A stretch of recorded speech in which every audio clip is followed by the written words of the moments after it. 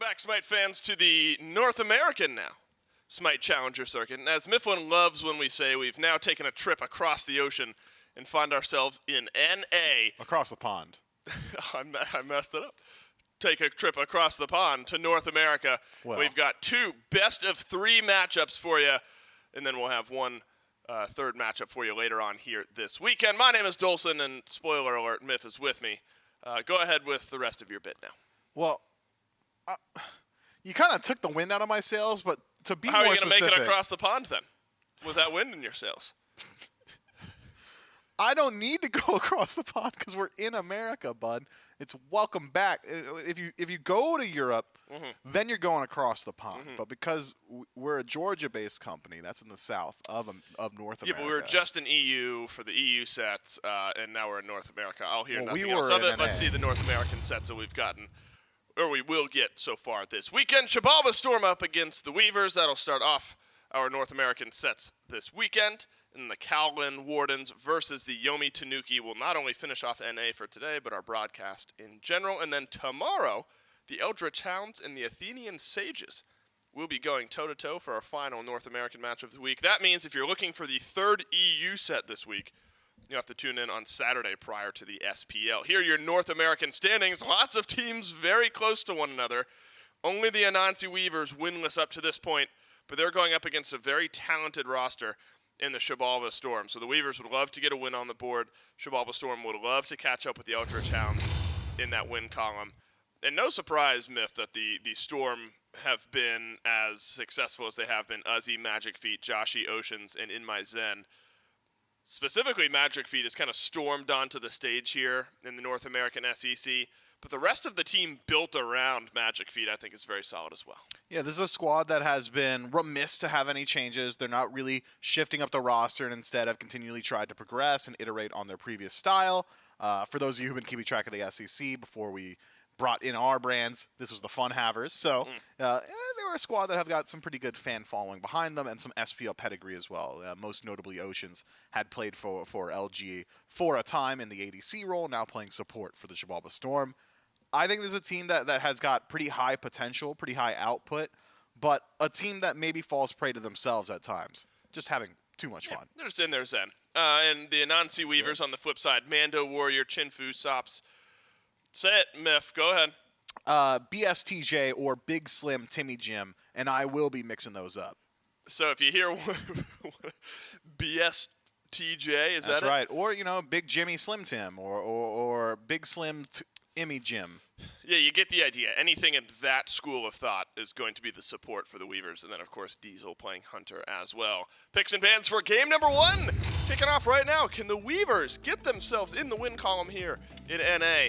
Or will the Xibalba Storm set them down to 0-3 and improve themselves, the Storm, to 2-1?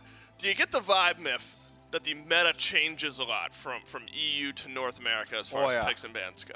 Yeah. North America, I feel like they pick more in line with what we're used to seeing in the SPL.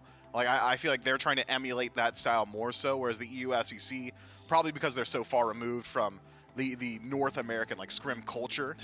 They're literally across the pond. Yeah, they're literally across the pond. They're not scrimming the SPL teams because, that ping's crazy. So instead, they develop their own meta, find some picks that work for them, and they've essentially got their own brand of Smite. Whereas the NA SEC is much more aggressive, and P's and B's kind of stay more in line with what you're used to. Well, some similarities to EU, but Kepri, a notable difference, didn't see that prioritized much in EU during our set earlier on. Baron, very popular in North America as well.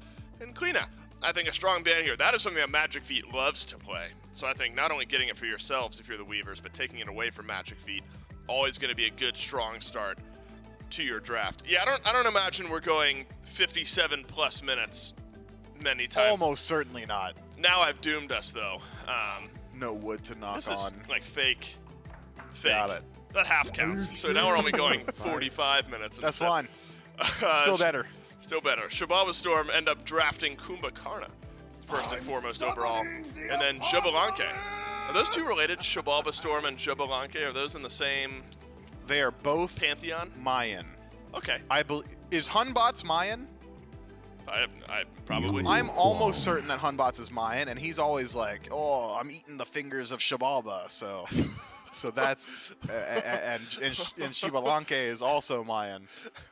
What are you doing? I don't know. I was caught off. You should Eating eat your nails, or there'll be a basket on your head. Like that's what he says. That's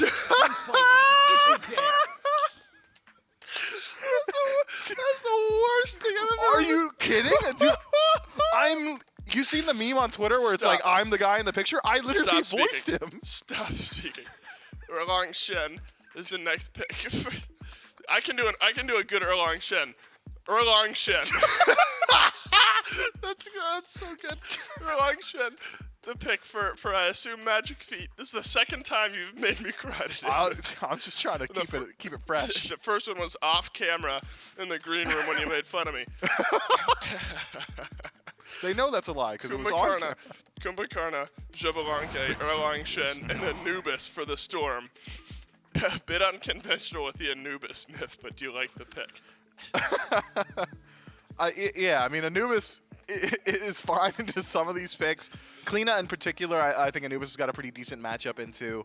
We'll be able to burn those beads relatively consistently.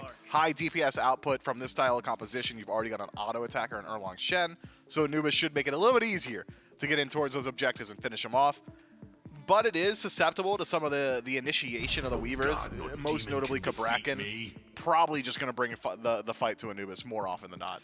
All right, now I see this Robin locked in myth, and ultimately the question ends up being... Are we going to zoom in on his eyes? I don't know if... They're watery. I don't know if it's showing the tears well enough. It took me a minute there. The question ends up being, myth, with this Robin... Do you think this is a run back of the damage mitigation SOT solo lane Robin? Yeah, Kleena can play jungle just fine, very effectively, and now a Robin. Do you want to see the solo lane Robin? Look, junglers have been waiting a very long time for the opportunity to play Robin, and we finally got some scaling changes, and then SOT like breaks the Robin meta with his entirely damage mitigation focused build. I think it is pretty likely that we're looking at Robin solo, man. I mean, it's just too strong. Well, look, it didn't get punished when we saw Sot play it. Is that what we're going to see in Game 1 for the Weavers? Is potentially a Robin solo going to boost them forward into a Game 1 win? Or the Xibalba Storm, headlined by Anubis, and Xibalba going to get it done? It is indeed Mando Warrior playing Robin solo. Start with the Bluestone. Grab yourself a Chalice. You're going to need it up against Uzi on this Bellona out of lane. So, the question ends up being then, Myth, how do you deal with it? Because Sot mitigated near 100,000 damage in a game up against their opponents that weekend, and there was just no answer for that Robin, it felt like. What do you do against a damage mitigation Robin? Well, fortunately, I'm not certain that this is that. Bluestone in the first slot, going to slow down that mitigation. SOT had gone for Warding Sigil himself. The passive of some of those upgrade options really synergizes well with all the damage mitigation that you get elsewhere in the kit. That's not to say that you can't go for a pretty high mitigation build. And if that's the case, the answer is a bit ephemeral because we haven't seen a direct one from the pros just yet. But if I had to guess, maybe Sunder is a pretty decent option.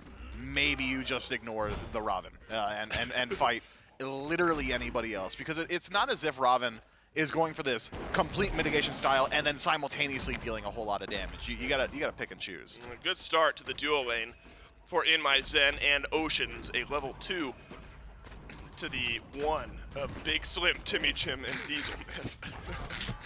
What? His name really choked you up. Yeah, no, I was still tearing up from your bit earlier. Yeah, it did did choke me up just a bit. Unfortunately, Big Slim, Timmy Jim, and Diesel are going to be at a slight level deficit. Plenty of pressure between Oceans and In My Zen. You get wave clear with the Xibalba. The question ends up being with the mid lane for me, because, of course, the first few levels feel comfortable for this Yu Huang. Anubis feels susceptible to pressure. Or is that really where it is? Because Sop's got to use the beads and Magic Feet. One more auto. With the Mannequin Scepter start means first blood to the Storm. Yeah, here's the thing about Erlang Shen with Mannequin Scepter. That's a good impression. The one you just did. Erlang Shen. And here's the thing about him with Mannequin Scepter. Probably don't fight him early on, especially when he's flanked by an Anubis who's able to very instantly toss out the Plague of Locusts, which is probably ticking for upwards of 70 damage right now, comes out without any reaction time either, so that DPS was just incredibly high. Was worth noting that Joshi did level up the wrap in that slot, so was able to stun off Chinfu and make sure that the kill does land on the Sops. And Yu Huang might be very strong, levels 1 through 3, but levels 4 through like 9, he's going to struggle for the most part, whereas Anubis is going to ramp up very, very quickly. So you miss out on your power spike, your power window, if you're Sops, but you at least get a red buff immediately afterwards. You're not sacrificing too much. At least you get your red buff. That does matter. So the Weavers will send their jungler over to dual lane, double stun. Yes, please, but in my Zen, able to disengage, and so is Oceans. Oceans feels like he was able to slow down a lot of the pressure there and gave in my Zen the opportunity to disengage. So early jungle pressure from both junglers, but it's only Magic Feet who's successful.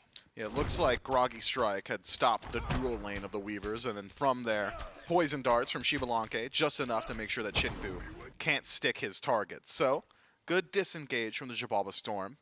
Not going to net them, So or the Weavers, that is, just about anything on that left-hand side of the map. Keep your eyes on this Cleana, though. Chinfu made a name for himself in the SEC playing Hunter, has recently made the adjustment to move into the jungle. And I've liked what I've seen from him so far, and even considering how the fight hadn't gone so well for him in mid, the willingness to get active in the dual lane is pretty massive, I think. Very often we'll see junglers, if things start to slow down, spend their entire time kind of farming up on the map, but instead Chinfu, very much so, trying to facilitate his team. Yep, rotating through. Unfortunately, Chinfu is going to leave empty-handed on the right side jungle as Magic Feet has successfully cleared every camp on the map. On his side of the map, at least. That would be a serious farm rate if he could clear every camp. He'd be level 20. Be level 20 already. Might get a level boost. Pings roll out. You know where the gang path is going to be from this Erlang Shen. Might get slightly spotted out by a ward, but it is way too late. Level 5 for Magic Feet. And Big Slim Timmy Jim is the target.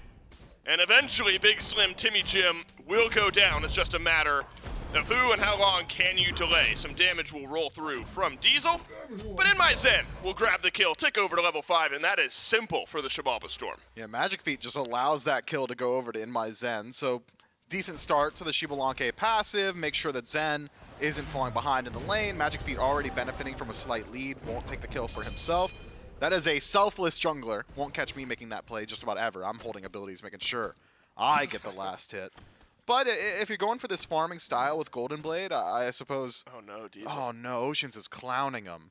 I don't think he hit one. Oh, well, eventually, no. that's the only play at some point, right? If you're missing that many, you gotta give up at some point. Ultimate down from In My Zen, but he is not immediately in this fight. Joshi drops the red buff. Chinfu's gonna rotate out of mid. Big Slim Timmy Jim run down by Magic Feet. And a nice taunt in from Magic Feet as well. Joshi sidesteps the damage. Epic uppercut onto Sops. And he will glide down quietly into death. Joshi adds a kill, and the Storm are rolling in the first 5 minutes. Things went bad so quick there, right? Started with missed autos. Yeah, missed autos from Diesel, and that was the catalyst, I suppose. Red buff invade goes great. Xibalba Storm pick up a couple kills. The buff, the purple for their trouble as well. Relic Roundup, you strip the beads away from Sop, so he's susceptible to a gank.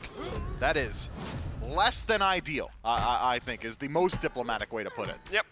I think diplomatic is the best way to be now. A 2-level lead for Joshi in mid at 1-0-2. Get some lifesteal online early, whereas Sop's still hoping to just finish up the first item on the Yu Huang.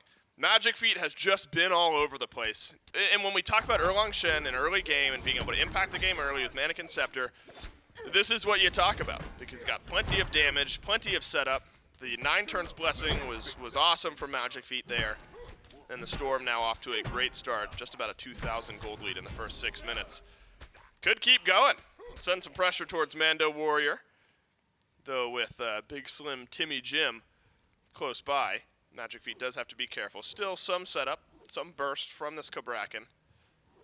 But it looks like for now, Big Slim Timmy Jim is just going to have to soak up some waves in mid. I'm not sure where the Cabrakan can put this pressure. Surely you're not going to say his name, like, in entirety every single time. I am. You're going to say Big Slim Timmy Jim. Yep. Not Big Tim Slimmy Jim, Big Jim Timmy Slim. You won't mix it up at all. You're going to say it right every single time? I am. Unless I accidentally say it wrong. Do you want me to be calling you out, or is that just something like we Yeah, sure. ignore? Okay, You can cool. tally it if I say it wrong. All right, cool. I don't think it's going to happen, personally. Yeah, it might. I nearly said Big Tim Slimmy Jim a second ago. I'm thinking that's pretty good. That might be a better name. Big Slim Timmy Jim is his punching air right now, realizing he didn't pick the right name. Magic Feet close by for what would be the second red buff invade in the last couple of minutes. Hey, it's the same script as last time. In My Zen drops the ultimate. Magic Feet does the same. This time, though, Diesel able to get out, and Sops rotating in a bit late, but is able to pick up the red buff. Now Big Slim Timmy Jim drops his ultimate on a Magic Feet, who is stunned in place and pulled back. And the Anansi Weavers able to get their first kill of the game, but that's an epic uppercut 1-for-1 from Oceans. Trades back a kill. Joshy still plenty healthy. Oceans may go into the passive here, but the auto attacks won't connect. In My Zen, spin to win, grabs one, double kill around the corner, and In My Zen hits it. Sops desperately trying to run away at this point. I believe Joshy just missed his wrap, and so it does look like Sops will survive. But at least you pick up the red buff in a kill if you're the Weavers, because the Storm got a whole lot more. Yeah, the Weavers just overcommit after they find their initial pick. Considering all the resources they had used just to shut down Magic Feet, you have to be willing to fold after that. You'd already used Cabrakan ultimate. Sops dedicates his own ultimate as well as his leap, so no survivability for him either. And from there, the Weavers say, hey, Oceans is out of position. Let's go ahead and try and finish him off. Kumakarna's got essentially 2 lives you got to work through first. As he's silenced and at half HP, but Magic Feet's so strong at this point in the game. Transcendence only for Chinfu with 17 stacks on it. Both teams happy to just disengage. So good news for the Storm is that Uzi not only has been just fine in this lane, has even pulled the 1-level lead over Mando Warrior on the Robin, who grabs Sovereignty first. So I think Magic Feet would be hard-pressed to find a gank, find a kill over on the Mando Warrior right now with the Sovereignty early for the Robin. Magic Feet, a rare miss on the pin. Sops, though, will eat the wrap, but surprisingly no commitment from the rest of the Xibalba Storm. In My Zen spins right into the ultimate from Big Slim Timmy Jim, but In My Zen able to disengage from the rest of the fight. Magic Feet now winning the auto trade against Diesel. And Diesel goes down, and the Weavers, they thought they had a 2v1, but it was anything but. Storm has got eyes on Chinfu here, could potentially look towards the Gold Fury, Oceans. Nice. Epic uppercut will connect, but not going to have any follow-up there. Xibalba Storm happy with how that fight goes down. Disengage immediately afterward. I had assumed we might see a Gold Fury because Joshy holds on to his ultimate. Magic Feet still has pretty high DPS at this point with a Mannequin Scepter, and Zen survives the fight, but instead a reset back to neutral. But I agree that Mando Warrior is pretty unlikely to fall down in this lane. Just has so much survivability from the overhead kick as well as CC immunity in the ultimate and a leap. Not really the greatest target of aggression there. Uzi, I suppose, just padding his damage. But it is worth noting that Mando has gone for teleport in the first slot, whereas Uzi has picked up beads for himself. So if fights continue to happen on the left-hand side, could just be that the Weavers will have a numbers advantage as long as that teleport is maintained. But so far, all that damage output from Uzi has sent Mando back to base, and he had to TP back in just to get his farm. Yeah, Mando Warrior's been getting full value from the Chalice throughout this laning phase so far. You figured you might. Gotta sustain up. Sops wrapped, damaged. Oh, he might be dead. The old solo kill from Anubis. Burn him down. Joshy on a killing spree. And that's a tale as old as time. The wrap, circle damage, the gaze damage, and then the, wait, is the ultimate the... The ultimate is Death Gaze. Death Gaze, right. And the one is Plague of Locusts? Yeah, right, the cone one. Yeah. For some reason, I thought that was him, like, deathly staring at people. I just got the names it's pretty mixed similar. up. Oh, messed up the jump. Diesel will drop his ultimate and get out. Only I could say Big Slim Timmy Jim properly every single time, even in the middle of a team fight, but mess up something as simple as Plague of Locusts and Mummify and Grasping Hands and Death Gaze. Thanks, Doug. Uzi in some trouble on the right-hand side of the map. Mando Warrior may not have been getting the better in the 1v1, but with the help of Chinfu, should be able to get this kill, an overhead kick, finding some value to keep him alive on the tail end. But it does not come without a cost. The Xibalba Storm able to pick themselves up the Gold Fury in exchange, and potentially some more. Look at the Fury chart. Oh, was it stolen? I guess I got it was stolen. Well, excuse me. The Weavers are finding moments. It's exactly what you need in a game like this. You can steal them away. You find a kill over on the right side of the map. and suddenly the gold lead is halved. Now it's going to spike back up should the Storm confirm the Pyromancer. And it looks like they will be able to. So the Weavers Hold on. catch a bit of a break. I don't know, it happened last time. I assume Sops from range, was able to find a bit of tick damage onto the objective. And honestly, that's exactly what the Weavers needed. This game was not going well for them. And not only preventing the gold from going to the Storm, but grabbing it for themselves. A nice little swing. And look at how the XP has started to round out for the Weavers. You've got a 1-level lead in the Soul Lane, 2 in the jungle, 3 deficit in mid, but that's to be expected when Joshy's able to get a couple of kills. That's pretty massive for the Weavers. It's almost a tale of 2 games, right? If you're playing on the right-hand side of the map, the Weavers pretty confident in their ability to take these fights. You're playing on the left, you're playing what is now a 4-level deficit in mid, 2 in support, and 2 It's back to in the 3-level dual lane. deficit in mid. Nice. We got to keep up to date on that. They'll keep the ticker tape going at the bottom of the screen like they would like the stock market and just update us every time the level lead changes in mid. I imagine we'll be hovering around 3 to 4 for a little while. Josh is able to maintain the level of farm that he's gotten. And Sops just has to play so safe in this lane. You have beats now, yes, but you don't want to have to use those just because. Mummify, the proper name for that. God, you owned that. That's so great by me. If that hits Sops, Sops is in some serious trouble. And Oceans can provide some setup. Uncomfortable for the Yu Huang. Magic Feet spotted out. And so Diesel, as such, will be able to play safely because there's also a 3-level lead in ADC. And In My Zen has made some big plays happen this game, and at 3-0-3, level 14 for In My Zen. Mando Warrior teleports to mid. Ozzy won't be here. Ozzy continues to proxy farm the wave over on right. Looks like Mando will have to head on back to the right side of the map, uncontested and empty-handed. Man, the Storm, just by hovering that left side jungle, force a 4-way split on the red buff and take away the teleport from Mando Warrior. Ozzy spends that time proxying, so now he can start his rotation just on feet, as Big Slim, Slimmy Slim, is forced to use his ultimate defensively. A rotation from Diesel should keep Magic Feet at bay, but will not stop Oceans. Oceans won't be able to hit the root because Diesel used the beads and goes up and over on the wall. In My Zen is so strong at this point in the game. Fully stacked Transcendence, Atalanta Spell. He'll be working into the Wind Demon as well. Diesel's got Ikavale and Aussie. Some more utility in that build, but I do not want to go toe-to-toe with In My Zen with how strong that build is looking. Apparently Oceans did want to engage onto Diesel. Mesmerizes him, knocks down the tier 1 tower, and extra gold back to the Xibalba Storm. I do wonder what happened in the jungle here this game, Myth. Not that it's out of control by any means, but the fact that Chinfu's got a 2-level lead, but Magic Feet rather is 3-1-3. Means that Chinfu's just been a farming machine. Might be a killing machine here if the dive is correct. Ocean stunned down, Chinfu out of the wall. Ocean's stunned yes again. I have to imagine he's got passive up. Haven't seen him dropped in a little bit.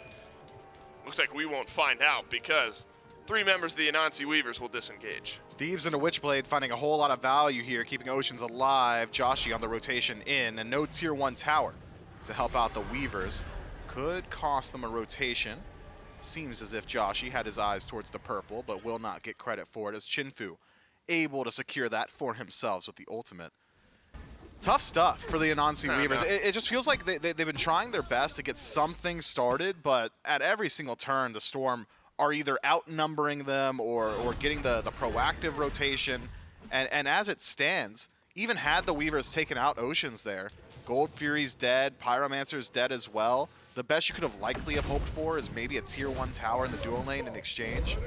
It's a pretty low odds play for the Anansi Weavers as the Xibalba Storm are just waiting for their opportunity to regroup and start up this objective yet again. Oni Fury spawning up in the next couple of seconds. Yeah, Myth, the advantage, the gold that the Weavers brought back because of the Gold Fury steal has been completely wiped out, as Doug has showed us. Right back to the exact same spot now are the Storm going into the next Fury. Figure the Storm, as aggressive of a team as they are, feel comfortable forcing a fight over here on the Oni Fury side of the map. Stone cutting into Executioners for Magic Feet. This Erlang Shen is going to be swinging. If left uncontested with some auto attacks. And a Warrior rooted in place, shielding, doing just fine for the Robin. As he then puts some damage towards Big Slim Timmy Jim. the Storm haven't quite found the initiation they're looking for. All they need to do is find a little bit of poke or get Joshy in to connect some damage. With Uzi already making the rotation, you gotta think the Storm really want to look towards this Fury. Putting some pressure on the tier 1 mid tower will force the Weavers to rotate in. You'll get vision on everybody now and open up the opportunity to take a team fight. Now that you've got eyes on all 5 members of the Weavers, the Storm can make an informed decision on where they want to rotate, be it Gold Fury or the Pyromancer. Seems like their own tower is the option, but it's all a bait. Blink, uppercut from Oceans. That's onto Diesel, who has to use the beads. The follow-up was there from Uzi, but quick enough is Diesel to get out of the fight. Now on the back line of the Storm, Chinfu has found some damage. Uzi left alone up front. Ultimate down from Diesel, but it's separated out by the Storm. Good damage out of Joshy. Good Aegises from the Weavers to keep themselves on the map. Both teams hovering around half HP, but it's Mando Warrior who is stuck around. Overhead kick, doesn't matter. Uzi's got the kill, and only 1 kill drops in a mid-fight. So now the Storm can just rotate themselves back towards this Gold Fury, generate some threat on the map, and see whether or not the Weavers want to rotate in themselves and defend. Seems as if that's not the option. Could be an opportunity to push this wave into the tier 1 tower. Had that Gold Fury taken any longer, could have even potentially looked towards the tower, but the Storm will remove it expeditiously. Now this heavy rotation of the entire team tells me they've got eyes for the Pyromancer as well. If they're able to take out both neutral objectives, again, we'll find ourselves in a very similar position as we did just 2 or 3 minutes ago, where the Weavers, even if they can start up aggression, won't really have a viable target to fall back towards afterward. Pyromancer, similarly, goes the way of the Storm, and this gold lead is now starting to balloon out of control, approaching that 5,000 mark, matching up with the experience that they've already accrued for themselves. I'm expecting potentially a 20-minute Fire Giant. Yeah, the Storm have just been able to run it down this game. All the fights they've been taking have been working out. A lot of it centered around Magic Feet. But Joshy has really been at the forefront of most of it. Out of the mid lane, they've played around this Anubis so well. And Joshy's damage is really started to roll up. You got Typhons and Bancrofts, as well as Divine Ruin, into the tier 2 Obshard. Just a bit off, Myth. It's a 19-minute Fire Giant. You were so close. The Anansi Weavers are hovering, but it's only Mando Warrior. Has a Mystic Rush. Will he use it? No, he won't. The Xibalba Storm get a 19-minute fire. Mando is close by, but he's got to run away. He won't be able to do so. Magic Feet, his 4th of the game, and the Storm snag an FG +1.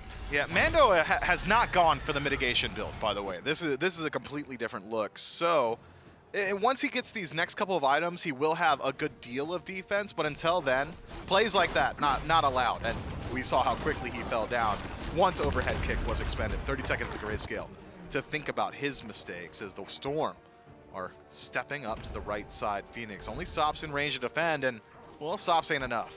Sops at 1 and 3, not far enough along in the build to enact serious change. It's really about, what the Storm decide they can go for. Magic Feet a bit low. You need your 4-1 and 4 Erlang Shen to be towards the front of these fights. This is just clean fight, or clean smite rather, from the Xibalba Storm. Feels like from minute 1, Sops has been getting jumped on. The red buff fights were not going for the Weavers. Honestly, outside of a steal, the Storm have played a near perfect game of Smite. Now hoping to continue that trend underneath the tier 2 tower. Sops gets jumped on, and Uzi dives a second time. Joshy will sustain up through the damage. Won't be able to sidestep it all, and Joshy finally falls.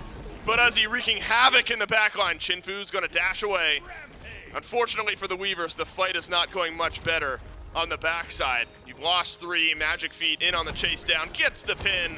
And should have the damage onto Mando Warrior here shortly. Just a bit too speedy. And it's all about the last couple of... No! Oh, that's it. Unlucky. Mando Warrior will get away, but it is still a 3-for-1 trade, +2 Phoenixes for the Storm. Storm in a very good winning position. It's similar. It's still like an 11,000 gold lead as well. Composition not exactly falling off. You still have 2 minutes left on the Fire Giant power play. No objectives on the map to really go towards, so in 10 seconds once Joshy respawns, expect to see the Storm barreling down the left side of the map as well. Props to Mando Warrior to survive that fight. Can't say the same of the rest of his team as they fall down. Joshy the only one in trade. Probably shouldn't have been playing between a tier 2 tower and a Phoenix, but I suppose when you're nearly 12,000 gold in the lead, you're allowed to play a little bit haphazardly. He does so elegantly 21 minutes into the game. Xibalba Storm this is like a 99%er, right? It's all but finished, just waiting for it to be. Okay. See if the Weavers can come back into this game. If they go I am willing to guarantee it, man. You know what? I'm not taking a bet. Are you about to try to bet me? If the Storm lose from this position, I will dye my hair blue. Oh, man. I want that to happen so bad. But it's not going to at all. No. Nothing for the Weavers here this game. Still got some time left on your Fire Giant buff. You've just lost your ADC. Maybe you find a pick, something like that. You hope the backline gets less susceptible, but even then, I'm not sure anyone is taking a 1v1 against any of the carries of the Xibalba Storm. The Sunder flies out from Big Slim Timmy Jim, but doesn't get much. Fire minions pouring down the right side of the map. That'll open up a bit of pressure here on left. The Xibalba Storm, say needing to find an initiation, but I think they can just sort of walk at the Weavers given how lopsided this game is. Oceans mezzes Sops, looking for the root, doesn't find it. Naturally, Ocean's taking decent damage on the back end of this fight. Double taunt in from Magic Feet, and he'll have to scurry away as well. Uzzy on the follow-up jumps into the back line.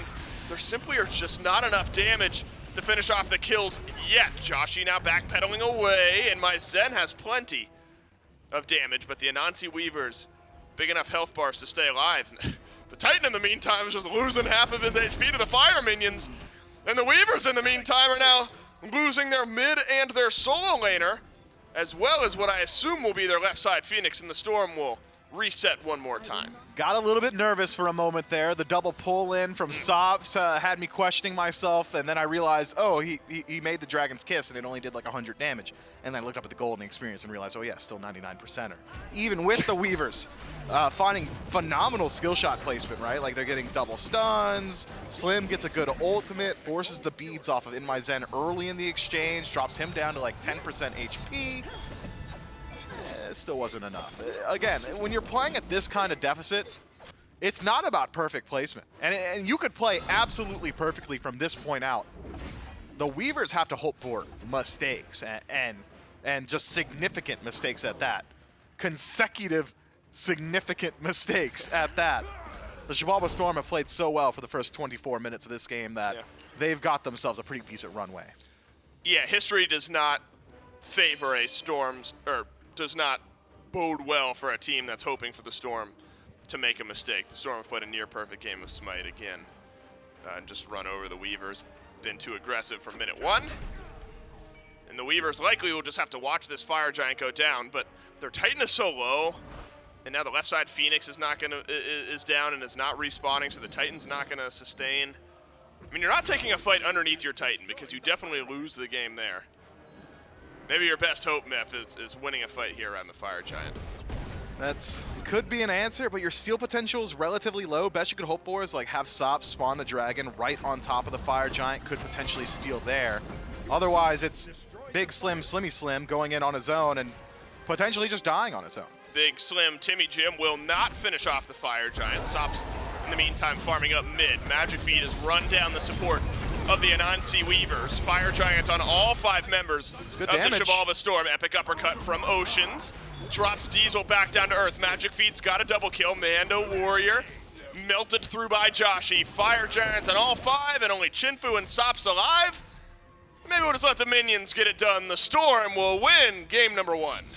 Clean, decisive battles from the Storm, putting constant pressure onto the objectives is what nets them this victory.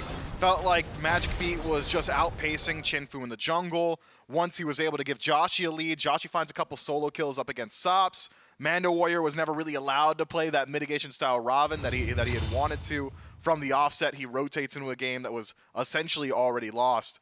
The Storm, they brought the Storm. What else do you say about that, right? Like it's just such a one-sided battle. Yeah, those are often, as we say, more difficult to break down because we can give you the X's and O's, right? There was a lot of pressure on the red buff. Right. Magic Feet was all over the place. Yep.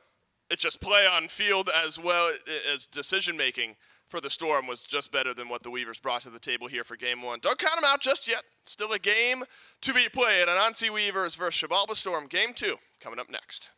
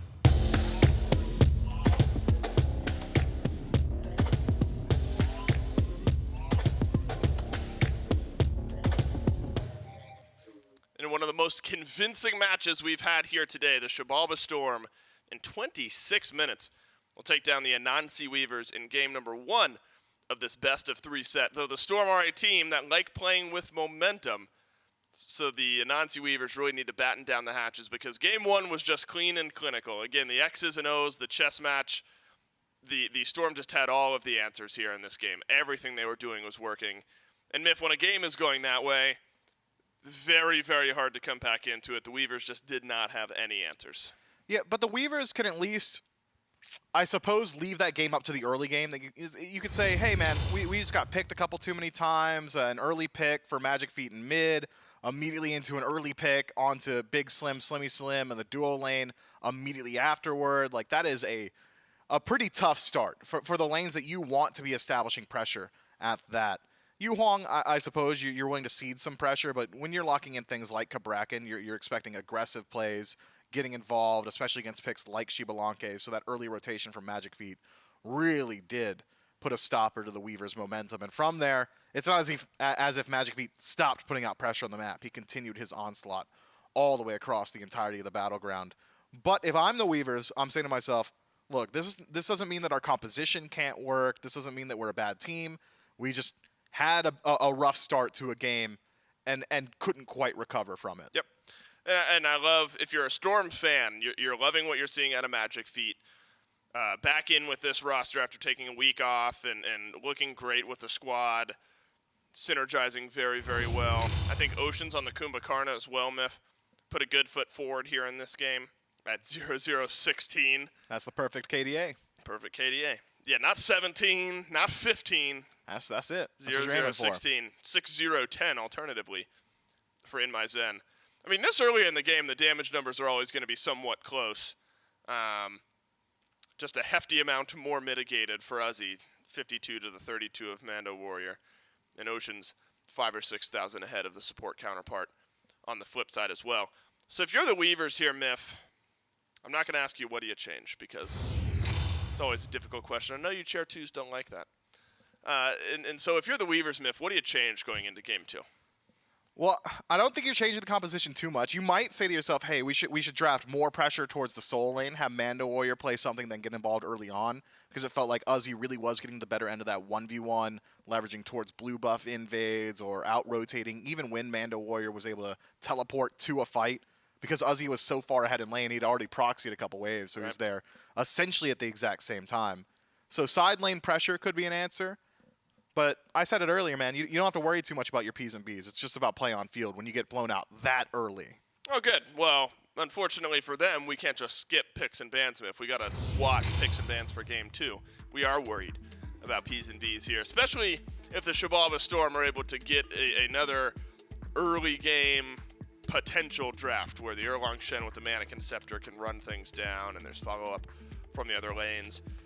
I like the snowballiness of the Anubis there. I thought it was a good pick, an exciting pick for the Storm. Clearly it's working for Joshi. I don't think you can suddenly ban that out if you're the Weavers necessarily. But we'll see how they end up feeling. Daji has been a staple ban here over the last couple of weeks, not only in the SEC, but in the SPL. I suppose the playmaking style, the setup style, all the potential with that pick just warrants a must ban. High snowball, great CC lockdown. You could force off those beads yourself. You could facilitate things like an Ares or a Cerberus elsewhere in your composition to make use of those burnt beads. Daji itemizes very well with the most recent patches. We've seen that the game has slowed down a bit. You might be surprised if that was the only competitive match you've watched in the last couple of patches, considering it ended at the 26-minute mark. But otherwise, we've been seeing these games go to 30, 35 minutes a lot more consistently, so you can get the Transcendence and a Hydra-style build. More often than not, you are able to upgrade those starters, and Daji in the late game does not lose very many 1v1s, and we already talked about how strong her teamfight is thanks to that CC. So the Storm will not be dealing with that. Similarly, junglers banned across the board. Jungle, I think, is in a pretty interesting spot right now, and then I'd argue that jungle is overall weaker than what we've seen in the past, but there are a certain subset of junglers that are incredibly strong. Anyone who's building Golden Blade, Nemesis, Daji, Mercury, all make very good use of that item, farms the map very efficiently, has great movement speed built into the kit, which is exactly what you want from your junglers. So if you remove those, then you're just left with like overall weak jungle. And, and that feels great for everyone besides the junglers. Yeah, but Who cares, right? Just kidding. Baron Samdi, a 92% pick ban rate. The overwhelming majority of that is the ban rate at 77% banned out. But left open here going into game 2. And Baron immediately snap locked by the Xibalba Storm, excuse me. Sylvanas then ends up getting picked up here. So Miff, two characters on the opposite sides of the pick ban spectrum. Baron Samdi, Top pick, top ban. top pick, top ban. Sylvanas, Bobby plays it sometimes. every once in a while. Right, so what do you think the Baron is good at? Why is he so prioritized? And is Sylvanas any good? Baron's got a whole lot of Why do you look at me in-combat like healing. that? What do you mean?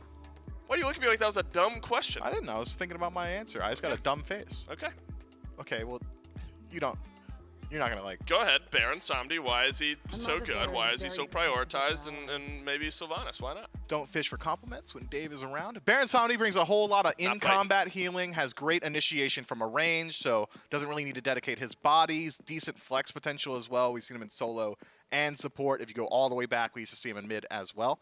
So I think that's the main strength of Baron, is just he's so versatile in the team fight. Sylvanas, on the other hand, has got survivability in that he brings it to the team fight late game. Early on, he's got a massive target on his back. It's very easy to shut down a Sylvanas.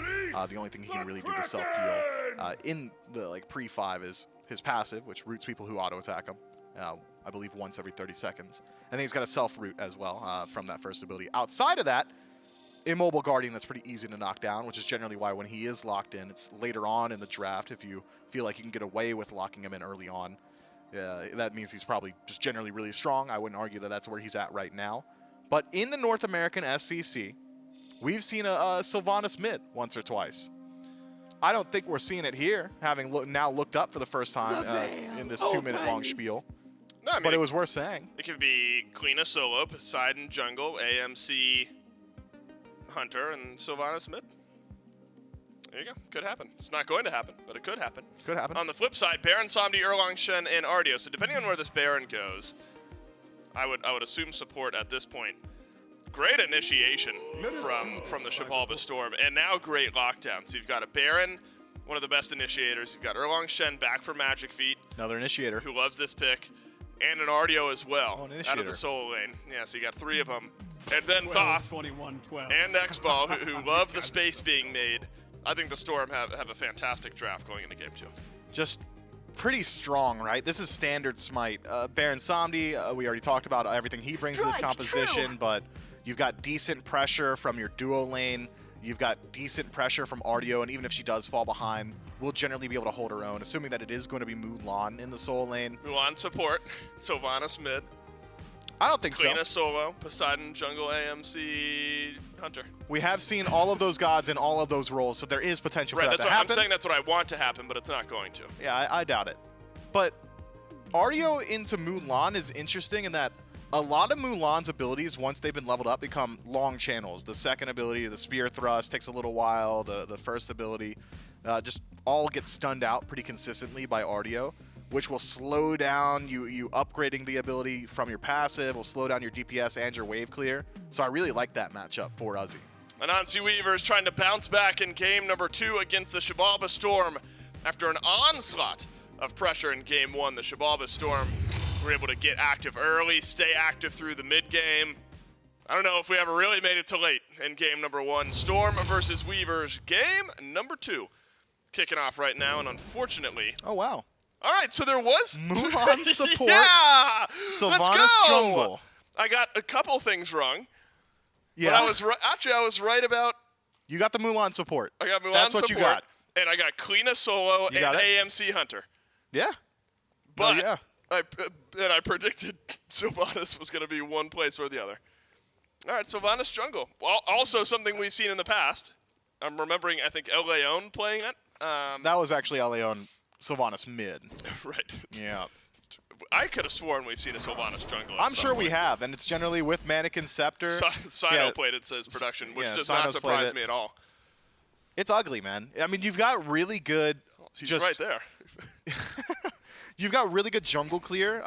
Every single auto attack is a cleave auto attack, so you're proccing the Mannequin Scepter very well. He's got very high late wave clear. I'm just waiting for the butt. I mean, watch this. He's going to deal with this wave pretty quickly. But all the issues I had brought up of Sylvanas' support, of him being a largely immobile target that's easy to shut down early, is expounded upon once he's in the jungle because he's not building any defense. Looking at the build, lost artifact in the first slot, no defense from your starter. It's going to be pretty easy if Magic Feet's able to close gap on him to just continually pressure Chinfu, especially pre-5. So the question also then lies where the other role swaps, Queen of Sola, not really even a role swap, we've seen that plenty. That means Mulan is playing support this game, Myth. We've seen that even at the SPO level once or twice, if I'm remembering properly. But I don't know if I'm super confident in the Mulan support either. I think between lockdown and damage, all that stuff early, great. Looks like Sledge is generally a popular start when you get Mulan support. And so, I don't know, I suppose you're trying to play aggressive early in this game. You've got decent damage output. I would think if you're going towards Mulan support, you would either want to go Benevolence to give over some healing to Diesel, who's likely going to get dragged into a couple more team fights or a couple more fights early on than he would like, or you would just go like all in with the Bluestone and just become a pseudo secondary jungler slash solo laner for your team. That would really up the early kill potential, but going towards Sentinel's Gift in the first slot will help you personally, just Big Slim Timmy Jim, with some self-sustain, sharing some farm. But I share your concerns, man. Mulan does not have the most consistent CC lockdown. Pretty difficult to connect with that third ability. Only single target. If you are utilizing your ultimate for the entirety of its lockdown potential, you're just standing still for an incredibly long time. So this is really a god in this role in particular that you're really hoping you get a lead on early. Wonder then if the jungler Magic Feet for the Xibalba Storm feels like there's an opportunity to put some pressure over on the left side of the map. Right now, hanging out with Uzi, who's playing Ardio. We haven't seen much Ardio as of late, Myth. Took over Worlds last year, right? It was all Ardio all day. Still viable, but far from the top pick in solo. Uzi's been playing Ardio for as long as Ardio's been out. Yeah, It's just firmly within his god pool. And that's not to say that Ardio is ever really poor, but we'll get to talk about it later. Chinfu's getting active. First gank of the game is the Sylvanas, and it's on to Oceans. Gonna take a minute, but first blood indeed. Over to the Anansi Weavers, and then a great pull onto In My Zen. Forces the jump out, which is successful. But the Weavers, Myth, and Chinfu on Sylvanas jungle, striking first blood. Great start for the duo lane of the Anansi Weavers. The kill going over to Diesel is massive. Make sure that he's able to stack up as early as possible. So I think it is good. I just have to say it's good that there's a Sylvanas in the jungle. Man, my job is so hard because I'm talking through 5 masks right now, man. I want to be blowing up Sylvanas jungle, but I can't do it because it's performing. Why? Blow it up. Well, it's working. Say counter to my expectations. Uh-huh.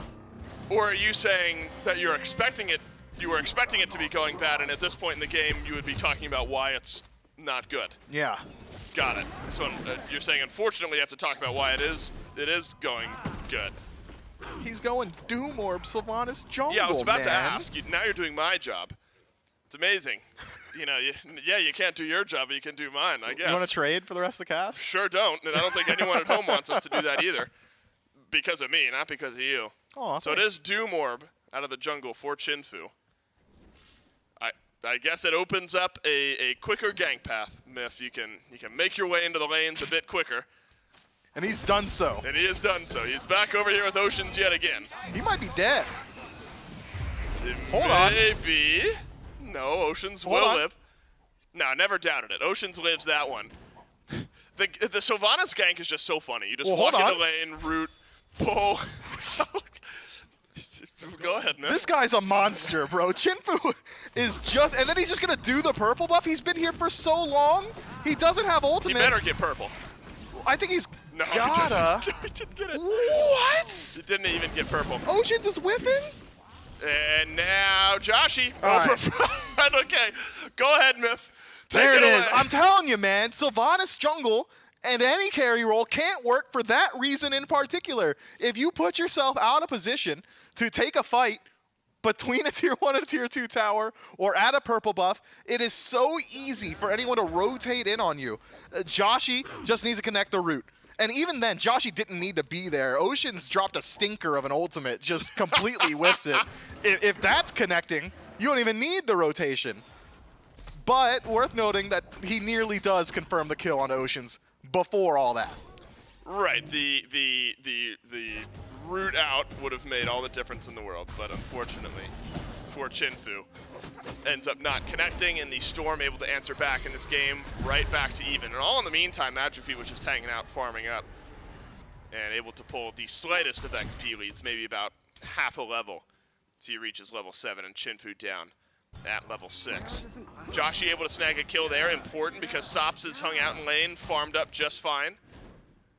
And an Eye of the Jungle start for Sops on the side. And Oceans, though, locked in place as he has been a couple of times this game. And Chinfu Myth on Sylvanas Jungle back on the board. And that's all Sylvanas Jungle and nothing about mispositioning from Oceans. Yeah, if that's not Sylvanas, that kill is getting away every single time, I'm thinking. And here's another thing, you can't even go like the great magic damage items, like the ones that everybody else is building. You're not really doing that on Sylvanas. Maybe we see some ring pickups or like a Soul Reaver in the next slot. I suppose you can go towards Poly, but you're not going for the standard build. It's Sops. Gotta be a kill Caught here. out in mid, shotgun blast, barrel stuff from Joshi. We'll finish off that kill, but we'll see if Big Slim can do it. Mulan, early games, got some damage, misses the stun, but has the ultimate. And the dash away from Joshi might have been necessary, as the knock-up could have been enough. This time, Ocean's getting... I hate this guy. Yes.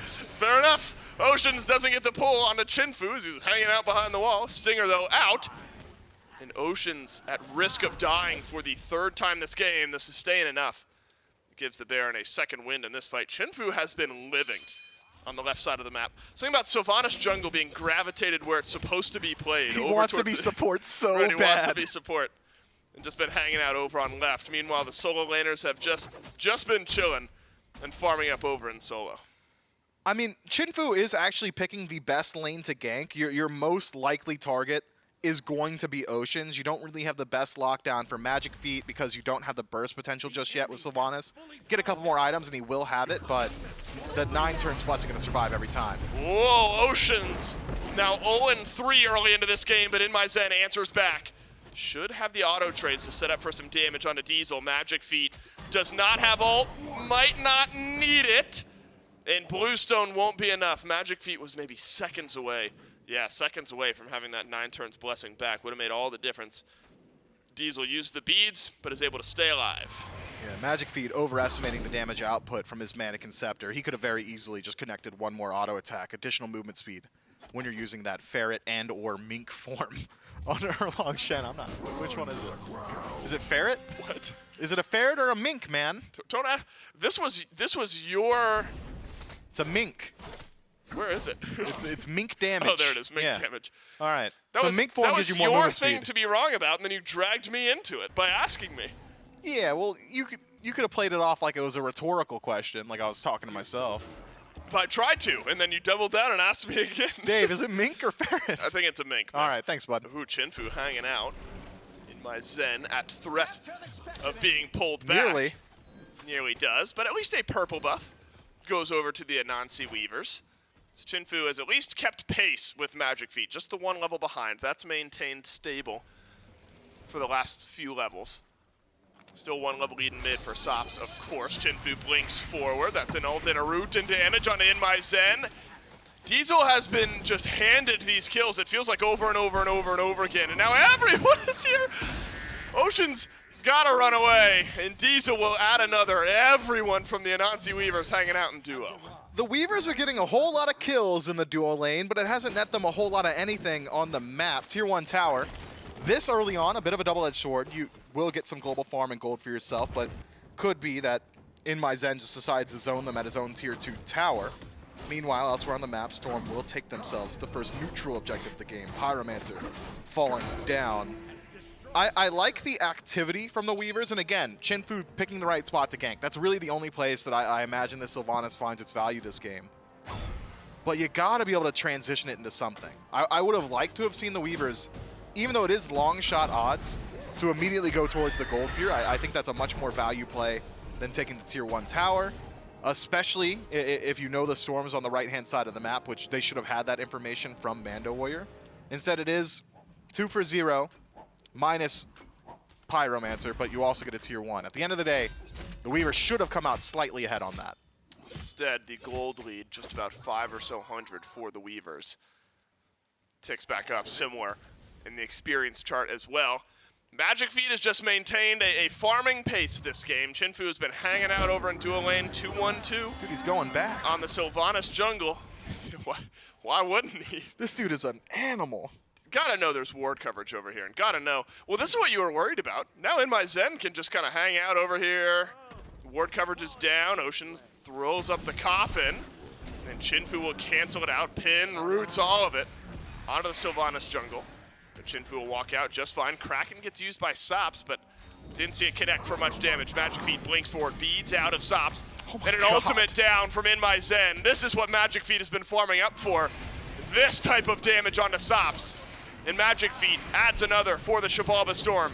Chinfu hoping that the second wind of the fight looks good for this Sylvanas. But it does look good, but instead of Sylvanas, it's Mulan that's starting to run the back line for the Anansi Weavers. Ocean's desperately trying to get out, but enough lockdown from the Weavers won't actually be enough, and I think we've seen all there is. Very late rotation from Joshi there. You'd think he'd want to get involved in the fight. Maybe didn't realize that Chinfu and Diesel were sticking around that purple buff, so just trusted Magic Feet to finish off the kill, and rightfully so. Sops does fall in trade, but had Joshi been following Magic Feet, it's pretty unlikely that Magic Feet would have fallen there. Instead, Joshi resets himself back to mid, trying to get a little bit more farm for himself, which is just Thoth's MO, I suppose. But the concern now for the Weavers is that their composition is going to be very high execution in about the next 8 or so minutes once Storm is able to group up as 5. Chinfu won't have these opportunities to go for 1 versus 2s or 3 versus 2s on the duo side of the map if every single fight is on a neutral objective, Pyromancer, Gold Fury, whatever it is. That you have to be concerned about his burst potential. And thank you, Doug. Polynomicon in that second slot will help out a bit, but when we used to see Sylvanas in mid, can't believe that came out of my mouth. When we used to see it in mid, it was things like the Book of Thoth and the Soul Reaver and the Spear of the Magus, things that just allowed the ultimate to deal the damage. Chinfu, no good on the knockup, but Ocean's just being bullied this game. 0-5 on the Baron. At this point, Ocean's has got to be an ult bot, right? You throw up the life of the party, hope you can get someone pulled in, set up for the rest of your team. Because yes, the Weavers have a lot of kills, Smith, but they are all onto the Baron. Outside of a couple, 1 onto Magic Feet, 1 onto In My Zen. And those two have been able to keep level leads over their opponents. So it's really Oceans who's super far behind, but the rest of this game feels even. And it's a significant level lead for Magic Feet in the jungle. Chinfu just now ticking over to level 12, has not got that second relic yet. Will have to head back to base first, whereas Magic Feet sitting comfortably at level 13. With that said, I don't know why I'm surprised. Chinfu rotating over towards the dual lane once more. Thought maybe we'd see them just go ahead and pull out the Gold Fury itself. You've got decent burn potential. Chinfu with the Mannequin Scepter, Poseidon in mid, 4-man stack up on the left-hand side. But it's all about that purple buff. Make sure In My Zen can't have it, I suppose. That seems to be the entirety of the strategy from the Weavers because they're not really doing much with the pressure on the left side. I have a good idea. This is actually a really bad idea. So all of solo lane is completely walled off as Sops is going to get run down by Magic Feet here, and Magic Feet continues a great pace. Erlang Shen with another. Soul lane is entirely walled off from the wall of your base, like the Phoenix wall. Okay. There's no opening from the jungle anywhere in that lane is what I'm trying to say. So it's one long lane only for solo laners. And they just have a 1v1 effectively the entire game, and they try to push down Phoenixes and split push. Yeah, the only opening is at each team's Titan room. Titan room, right. The Phoenix is a 1-for-1 trade over in solo, not a 1v1, unfortunately. Uzi finds a kill. Mando Warrior at least able to grab one as well. That's a bit of jungle presence for the first time over on right. Magic Feet will go down for his troubles, but Mando Warrior able to snag a kill. So I think there could be some value in just a true 1v1 solo lane. And honestly, Miff, I forgot there was a solo lane in this game. That's how by surprise I was taken just now when Magic Feet made his way over. Yeah, it seems like neither one of these teams too concerned, but Mando Warrior with Soul Eater feels pretty hard to kill. Uzi on Ardio in general up against the Sylvanas jungle, probably not going to feel like a great gank either, so no surprise we haven't seen too much action on that side of the map.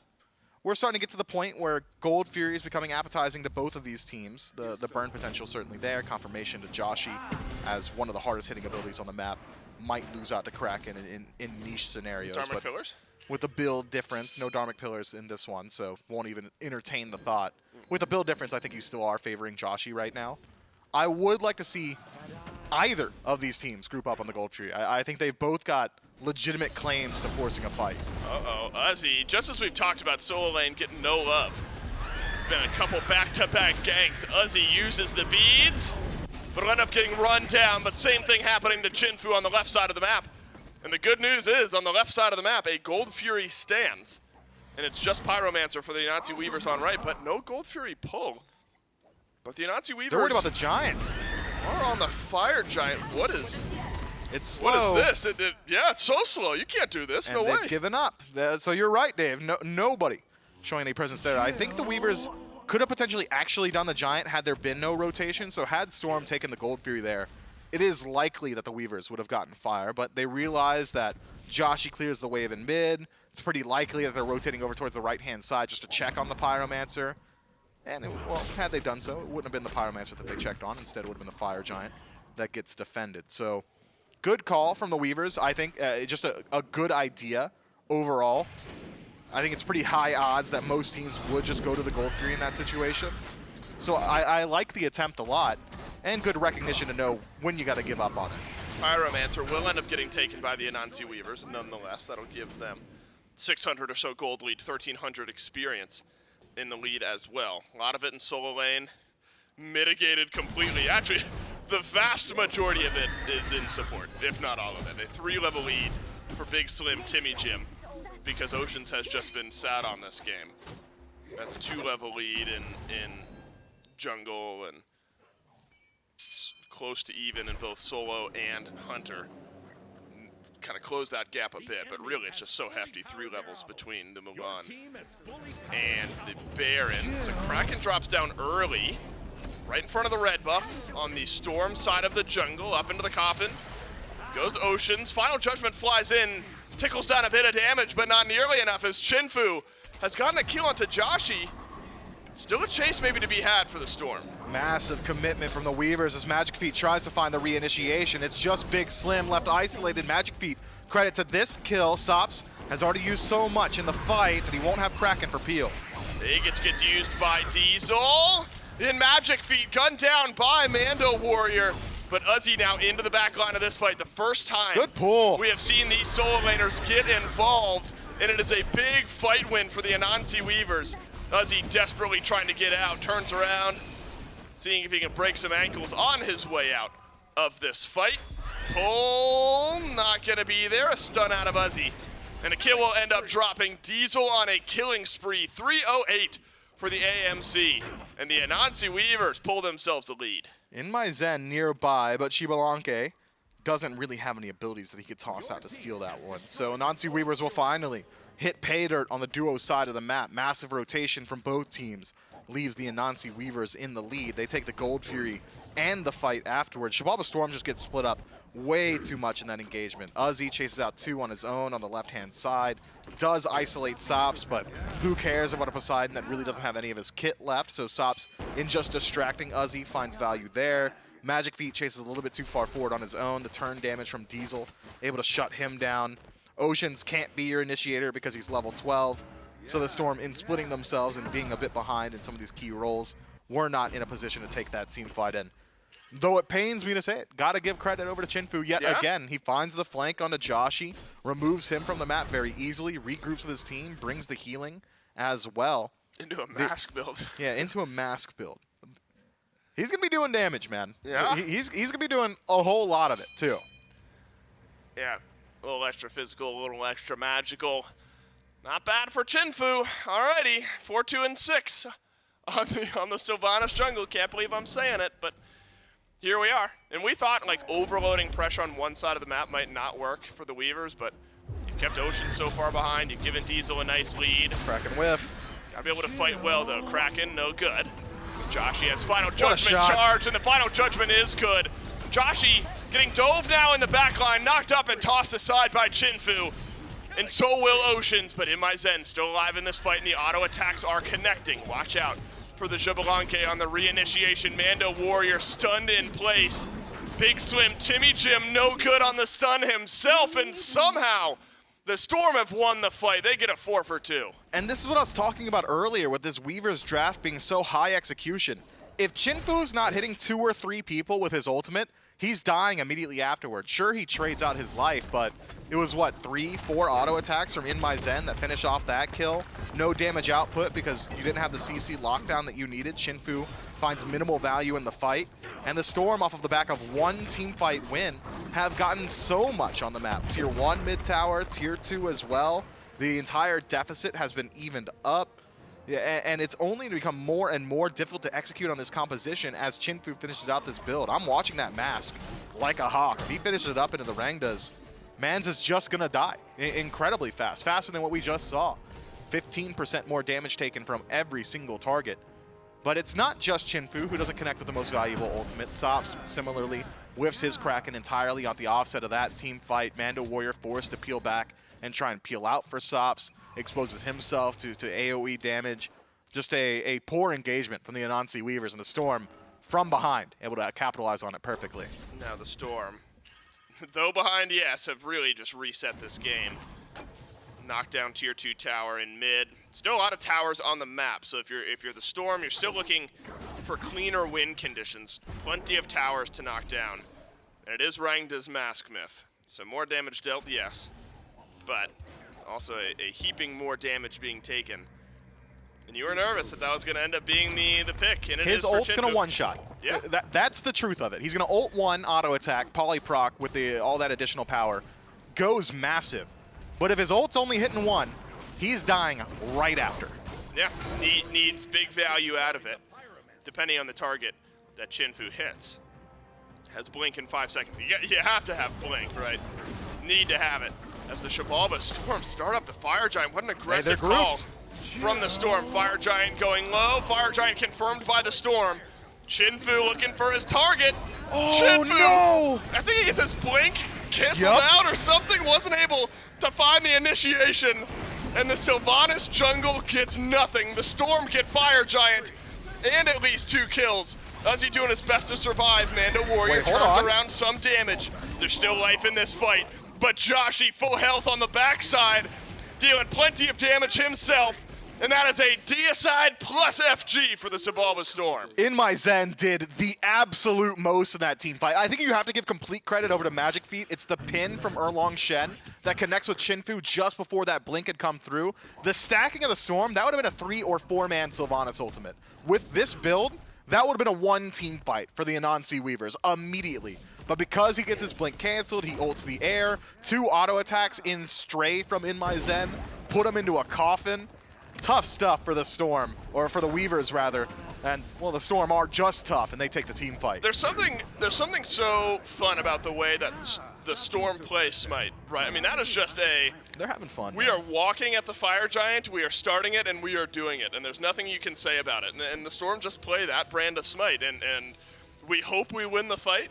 We think we'll be able to, and it works out this time. It was so close, though, wasn't it? It was. 10% on 3 separate targets there. The Storm were very nearly out of that fight. Couple clutch heals from Oceans. Keep them alive throughout that engagement. I think Big Slim missed his 3 twice in that fight, so not the CC lockdown that you need from the Weavers. But it was still just the thinnest margins that keep the Storm alive. Yeah, Mi Zen has really turned this game around as well. It was tough start for the whole duo lane. I mean, yes, Oceans is the one who's 1-7, but that means In My Zen was eating a lot of pressure as well. Zen has used his ultimate. Ozzy links forward. Diesel rooted in place. Double stun from the RDO as well. And Ozzy just being obnoxious. Mando Warrior's going to get run down by Magic Feet.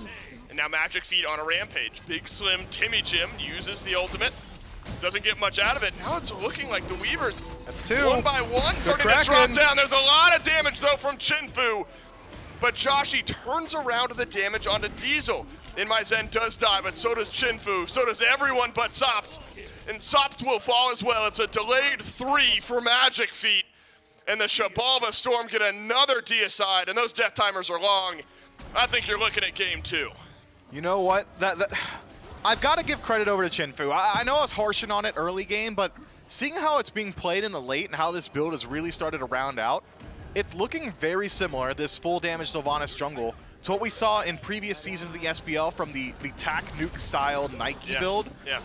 I think it certainly got a place. And what we saw in that team fight was everyone that he connected with just about died or nearly died.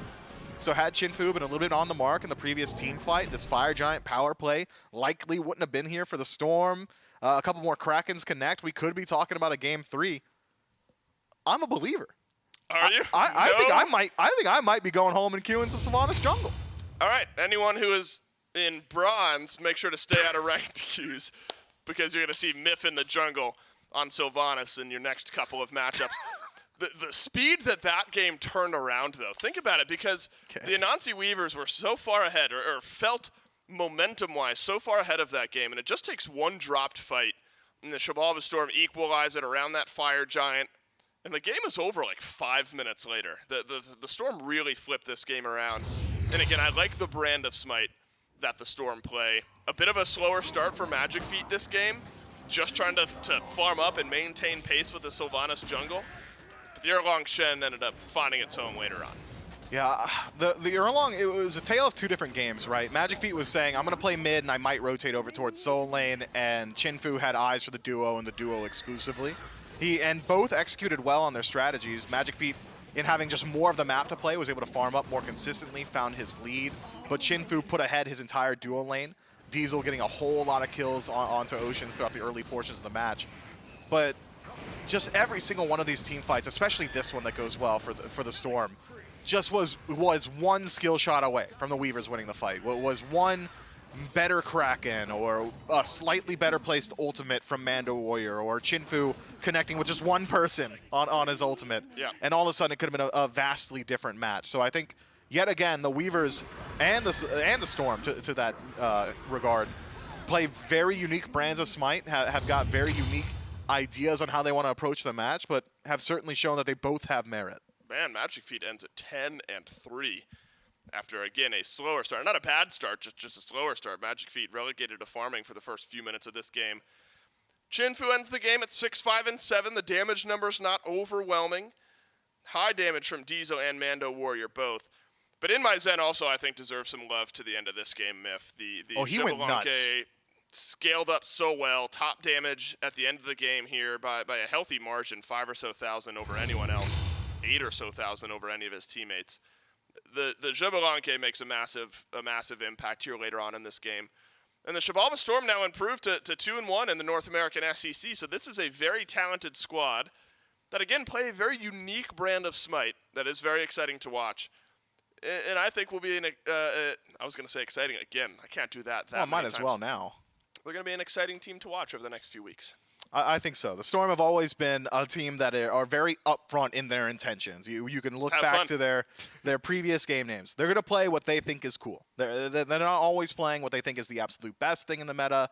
They're here to have fun, get better, and for some weird reason, it continually just works out for them. And it's hard not to root for these guys sometimes because of just how interesting they like to approach the match and how interesting some of their drafts really are. I think to your point, though, Myth, the Anansi Weavers have a similar way of playing Smite. I don't know how you can disagree when they play a Sylvanas jungle here in game number 2. Still searching for a set win, though, in the North American SEC. Let's look at what we've got up next. One more set remaining here today, not only in North America, but in the day in general. Kowloon Wardens versus the Yomi Tanuki will be our final matchup of the day. And that is a very exciting one. If you're a fan of North American SEC Smite or Smite in general, make sure you hang around some fan favorites going toe-to-toe against one another. Hurrywind, of course, now playing support for Yomi Tanuki, and then the Sino Maswal squad over there for the Kowloon Wardens. Of course, standings implications abound today. Kowloon Wardens and Yomi Tanuki both at 1-1. So you'll have another 2-1 team, and then team will fall to 1-2 after that matchup. You got early favorites, Miff. Callan Wardens versus the Yomi Tanuki. Who do you think breaks the tie at 1-1? Bro, if Sino's in a North American SEC game, I'm almost always voting. He's not across the pond. I'm almost always voting with Sino. Yomi Tanuki still have some growing pains as well. Like, as you said, Hurry Win just now joining this roster. History is an indicator. I'm going with the Wardens. Oh, I thought there was more. I thought you were going to roll out the red carpet for the Wardens. Okay. No, I agree with you, Miff. I think Sino and Maswal and Relentless One and that Warden squad plays a very consistent brand of Smite. Another weirdo bunch, right? Right, a weirdo bunch, though. Consistently weird. And the problem with consistently weird is sometimes those picks... They're no longer weird. No longer weird or flat out don't work. We'll see Yomi Tanuki versus the Callan Wardens, our fourth and final matchup of the day, right after this.